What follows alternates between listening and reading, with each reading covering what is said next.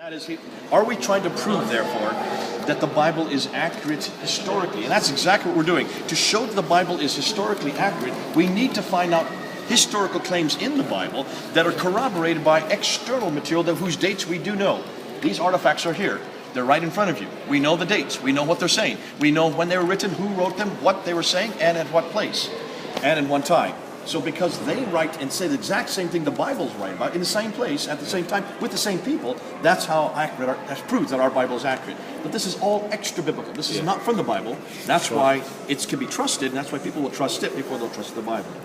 Okay, so we're kind of showing the Bible from external sources. Now, a third piece of evidence concerns Balawat. Remember I showed you the city of Balawat on that map?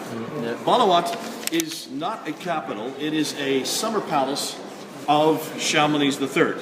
He wanted a place to go to in the summer times, so he built this palace, which is today just looks like a mound in the desert. Nothing more than a mound in the desert.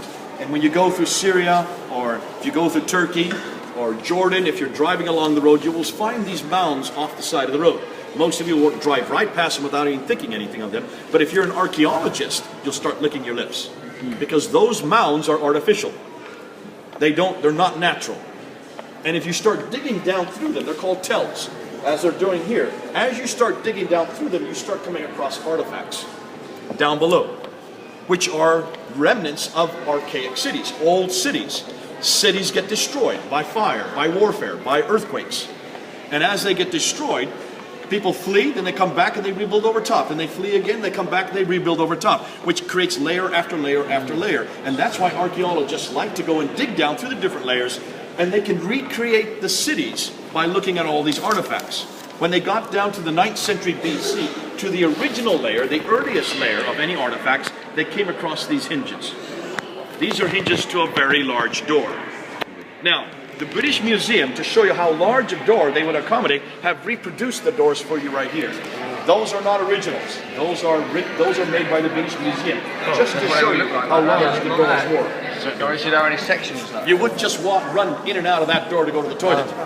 You can see that's a door to the entrance to a city. Yeah. But why are we interested in these hinges? Well, we're interested in this hinge right up here. The second one down, right here. If you look, you can see some men with their hands tied behind their backs. These are prisoners of war. These are the prisoners of Hamath, of Idhuleni, proving that event did happen. Coming to Shalmanezer III, showing that event, that battle, those prisoners, which are referred to in 1 Kings chapter 22, did take place. Proving yet a third time that what 1 Kings chapter 22 and 2 Kings chapter 9 and 10 are talking about did happen with those people at that time in that place. Are you following why this is important? How do they know that is the... Because on the backside it's all written in cuneiform. Is it?